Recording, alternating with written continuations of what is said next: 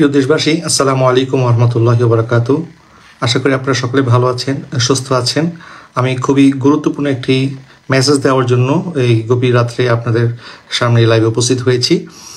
তো আপনারা অনেকে জানেন, আগামী 26শে এপ্রিল শনিবার সকাল 9 ঘটিকায় সরোয়ার্দী উদ্যানে ম্যাস গ্যাদারিং ফর প্যালেস্টাইন একটি প্রোগ্রাম অনুষ্ঠিত হওয়ার প্রস্তুতি খুবই জোরভাবে চলছে।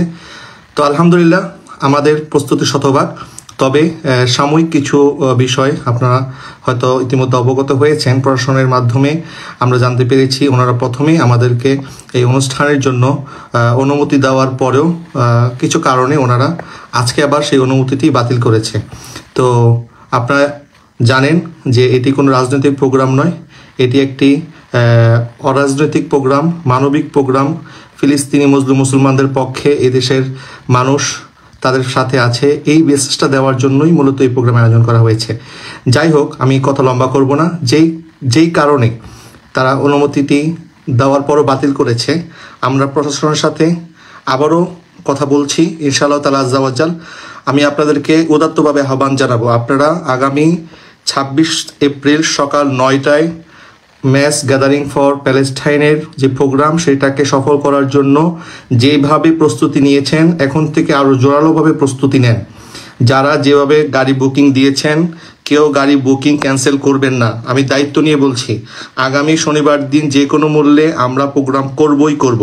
প্রশাসনের সহযোগিতা নিয়ে করব, প্রশাসনের অনুমতি নিয়েই করব।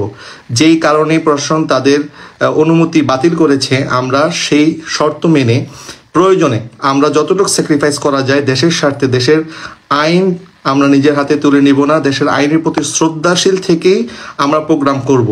যদি কোনো কারণে আমাদের যেই সাংবিধানিক অধিকার আছে, আমরা বাংলাদেশের নাগরিক হিসাবে আমরা যে কোনো প্রোগ্রাম করার যে আমাদের যে নাগরিক রাইট আছে, সেটা যদি তারা প্রয়োগ করতে আমাদেরকে বাধা সৃষ্টি করে, সেই ক্ষেত্রে আমাদের যে সিদ্ধান্ত হবে, আশা করি আপনার সেই সিদ্ধান্তে আমাদের সাথে থাকবেন।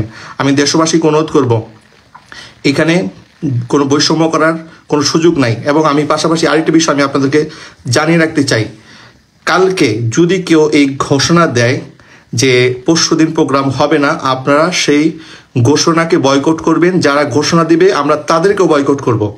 এবং যারা বাস ইতিমধ্যে কনফার্ম করেছেন, কেউ যদি সেই বাসের বুকিং বাতিল করার কথা বলে অথবা আপনাদেরকে না আসার জন্য নিরুৎসাহিত করে, আমি আপনাদের সবাইকে বলবো আপনারা তাদেরকে বয়কট ঘোষণা করবেন। কোনো ব্যক্তির দায় একটা গোষ্ঠী বহন করতে পারে না। ব্যক্তির দায়ের কারণে কোনো গোষ্ঠীকে অবজ্ঞা, অবহেলা অথবা অপবাদ দিয়ে আমাদেরকে দমিয়ে রাখবে, আমরা সেটা হতে দিতে পারি না। আমরা 36 জুলাইয়ের এই অভ্যুত্থানে আমরা ছিলাম। আমরা জীবন বাজি রেখে এই দেশে যে অভ্যুত্থান হয়েছে, ছাত্র জনতার অভ্যুত্থান, সেই অভ্যুত্থানে আমরা অংশগ্রহণ করেছি। আজকে যদি সেই ফ্যাসিস্ট যদি ক্ষমতায় থাকতো, তাহলে আমি আজকে জেলের ভিতরে থাকতাম, আমাদের হাসান আজহারী ভাই জেলের ভিতরে থাকতো, আমাদের অসংখ্য সুন্নি নেতাকর্মী জেলের ভিতরে থাকতো।